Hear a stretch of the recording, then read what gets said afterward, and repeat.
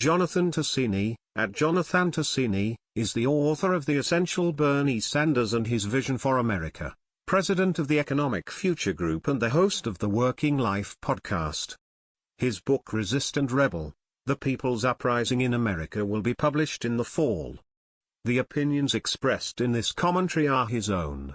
CNN: Democrats would like voters to believe the party's slogan for its new economic agenda rolled out Monday, "A Better Deal," describes a program aimed at fighting for regular people, even though it mostly rings like a sales pitch for a discounted item at a shopping mall. Worse, the specifics of the strategy are a path to more electoral failure, because a better deal embraces falsehoods about economic power while leaving a bankrupt system unchallenged.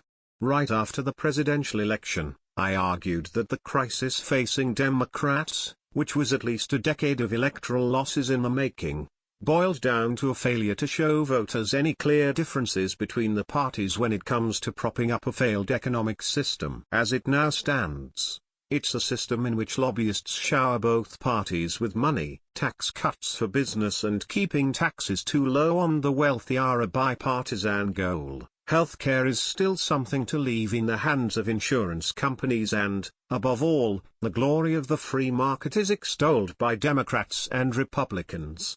Until Democrats display the strength to reject the system, they'll continue to lose, and a better deal is just more of the same. The stupefying foolishness of the plan is evident in three main points from Monday's outline offered in op-eds by Senate Democratic leader Chuck Schumer and three Democratic House members in which they purport to give the broad strokes of the party's economic strategy. Schumer specifically says the party will fight to increase workers' incomes by lifting the minimum wage to $15. He and the House Democrats also talk a lot about retraining workers to give them skills to get higher-paying jobs. Most of the rest of the mumbo-jumbo is the typical warmed-over innovation and don't we all love small business standard fare that excites elite policy wonks but is largely irrelevant to voters. Perhaps the most glaring omission here is that none of these party leaders use the word union even once. That isn't entirely surprising. The typical party ethos going back to Bill Clinton has been to minimize the embrace of labor unions, beyond the occasional rhetorical gesture, except when it's election season, read, when the party needs donations and campaign troops.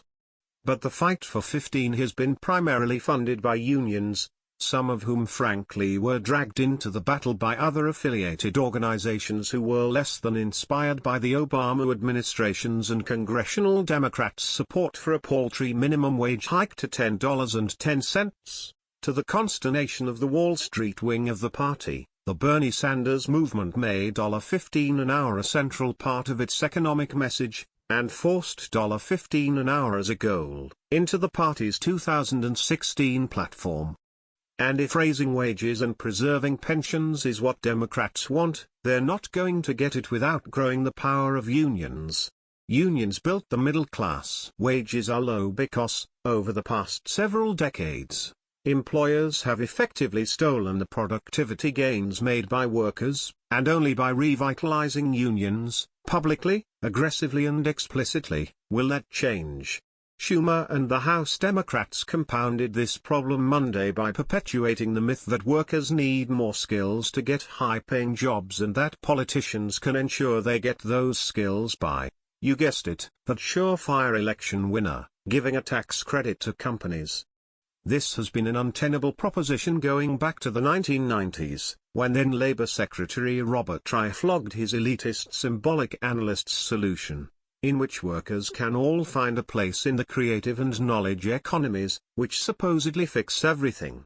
Reality is more difficult. Skills have nothing to do with the class warfare underway in the country. Workers are not dumb. It's simple. There is no reason a retail worker, janitor or any worker who isn't highly skilled can't be paid a high wage, other than the lack of power to demand it through collective bargaining. Even so, today's Democrats, with the "A Better Deal" slogan, have the temerity to channel Franklin Delano Roosevelt's New Deal by explicitly stating, as Schumer does in his op-ed, "Our better deal is not about expanding the government." Shame on them. That position betrays a continued acceptance by Democrats of a decades-long Republican talking point that demonizes government, adopts the idea that taxes are too high and puts blind faith in the free market. Our problem has not been a growing government or a spending problem. It's the priorities political leaders have set and how we raise money. And it's a continued belief in free market neoliberalism, a system that relies on market mechanisms, argues against expanding the role of the state and social services, and empowers corporations and wealthy individuals at the expense of citizens. To take the current policy debate around healthcare as the perfect example, a large majority of people support universal, single-payer healthcare, which would entail expanding government's role.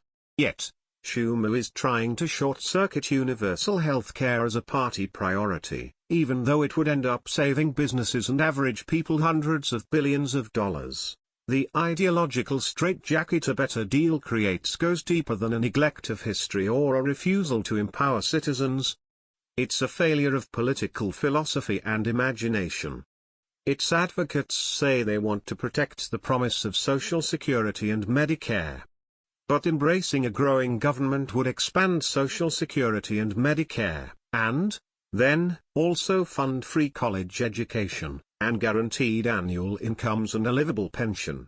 We could fund some of that if, for example, we just cast off, a quarter century after the Cold War ended, the government's bipartisan priority to underwrite a bloated military and maintain the country's prominence as the largest weapons merchant in the world, arming repressive regimes like Saudi Arabia. Of course, to do any of these things requires a political spine, and leaders who finally admit that the free market system cannot be fixed. Until the Democrats get this message, they might as well have a slogan closer to better hygiene, better grammar, better front lawns. At least it won't mislead.